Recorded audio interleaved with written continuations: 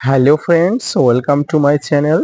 দেশ এবং দেশের বাইরে থেকে যারা আজকে আমার ভিডিওটি কন্টিনিউ করেছেন প্রত্যেককে gardener trips with Kamal YouTube চ্যানেলে স্বাগতম। তো ফ্রেন্ডস, আজকে আমি আলোচনা করব ছাদ বাগানের একটি কমন সমস্যা, গুটি ঝরে পড়া। অর্থাৎ আমাদের লেবু গাছে অনেক কষ্টের পরে ফুল থেকে ফল আনানোর পরে আমাদের গাছের গুটিগুলো ঠিক এইভাবে ঝরে পড়ে যায়।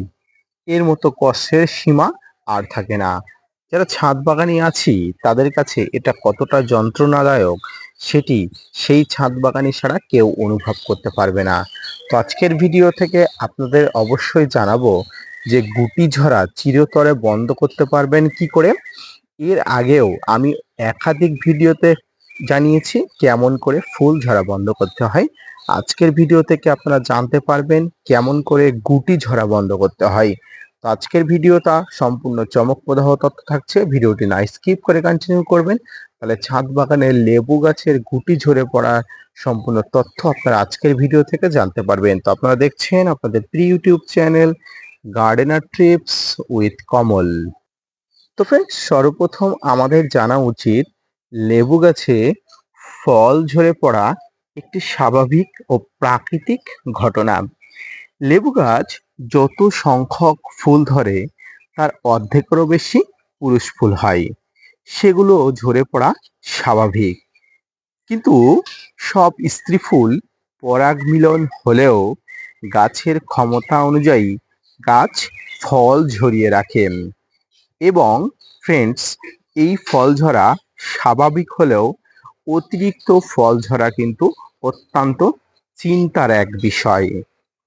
ফ্রেন্ডস, এবার জেনে নিন যখন গাছে ফল ঝরবে তখন কি করবেন।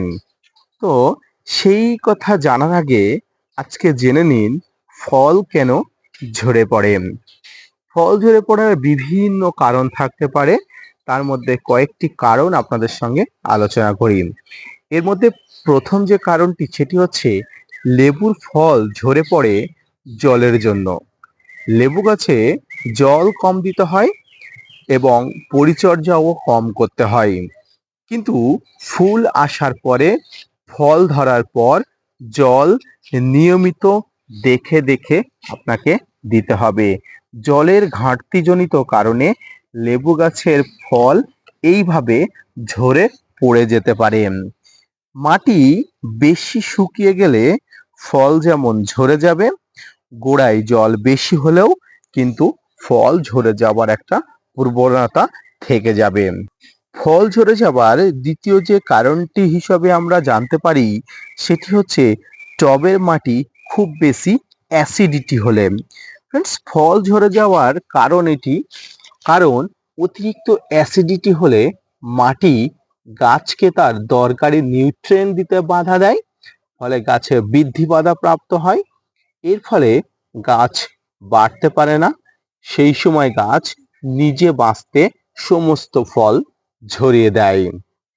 ফল ঝরে যাওয়ার তৃতীয় যে কারণ হিসাবে আমরা জানতে পারি অতিরিক্ত নাইট্রোজেন ঘটিত সার গাছের ফল ধরার পক্ষে বাধাপ্রাপ্ত হয়ে দাঁড়ায়। তেমন হলে নাইট্রোজেন যুক্ত সারের পরিমাণ একদম কমিয়ে দিতে হবে ফসফরাস ও পটাশ যুক্ত খাবার। লেবু গাছের ফল ঝরে পড়ার চতুর্থ যে কারণটি হিসাবে আমরা জানতে পারি সেটি হচ্ছে লেবু গাছ খুব বেশি রোদ পছন্দ করে। কম রোদ পেলে গাছ খাবার কম তৈরি করতে পারবে। কম খাবার তৈরি হলে গাছ কম নিউট্রিয়েন্ট পাবে, তখন সব ফল ঝরে পড়বে। ফল ঝরে পড়ার পঞ্চম কারণ হিসেবে আমরা যেটি জানতে পারি সেটি হচ্ছে ছত্রাক বা পোকামাকড়ের হামলা। ছত্রাক ও পোকামাকড়ের হামলাজনিত কারণে ফল ঝরে পড়ে যেতে পারে। লেবু গাছের সমস্ত গুটি ধীরে ধীরে শুকিয়ে কালো হয়ে ঝরে যাবে। লেবু গাছ সারা বছর যেমন যত্ন পরিচর্যা করতে হয় না, তবে ফল এলে সচেতন হতে হয়। ফল ধরার সঙ্গে সঙ্গে দেখা যাবে নানা সমস্যা। এই সময় হামলা চালাবে পোকামাকড় ও হামলা চালাবে ফাঙ্গাসেরা। গাছের পোকার আক্রমণ কমানোর জন্য দিতে হবে নিম তেল 2 ml 1 লিটার জলে গুলে বিকালে অথবা ফার্স্ট সকালে আপনাকে এই গাছে ফল অবস্থায় গাছে অর্থাৎ গুটি ধরা গাছে স্প্রে করতে হবে। ছত্রাকের আক্রমণ হলে পাতা কুঁকড়ে যায়, তখন 2 গ্রাম কোনো কন্টাক্ট বেসিক ফাঙ্গিসাইড 1 লিটার জলে গুলে স্প্রে করতে হবে। বেশি হলে পাতা কেটে দিতে হবে, অর্থাৎ আপনার গাছে পাতা বেশি হলে, পাতাতে বেশি ফাঙ্গাস অ্যাটাক করলে আপনার সেই পাতাগুলো অবশ্যই কেটে দিতে হবে। লেবুর গুটি যখন ছোলার মতো হবে তখন দিতে হবে তরল সার। এই তরল সারের মধ্যে যেটি প্রধান এবং অন্যতম সেগুলো হলো সর্ষের খোল ভেজানো জল, কলার খোসা ভেজানো জল, সবজির খোসা ভেজানো জল আপনাকে দিতে হবে নিয়মিত এবং পর্যাপ্ত পরিমাণ। লেবুর গুটি মার্বেল সাইজের হলে বুঝবেন গুটি সেট হয়ে গিয়েছে, মানে ফল ঝরার সম্ভাবনা কম।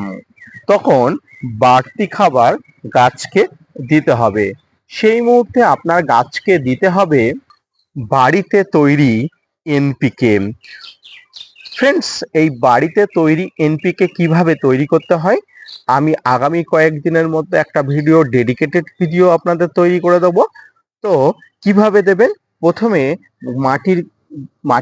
টবের মাটিটা আপনারা খুশিয়ে নেবেন এবং তারপরে আপনারা টবে থেকে আপনারা একটু দূরে, গাছ থেকে একটু দূরে সারগুলো অবশ্যই দেবেন। ফ্রেন্ডস, তারপরে মাটি চাপা দিয়ে দেবেন এবং তারপরে হালকা করে জল ভিজিয়ে দেবেন যাতে এই খাবারগুলো মাটির সঙ্গে অ্যাবজর্ব হয়ে যাবে।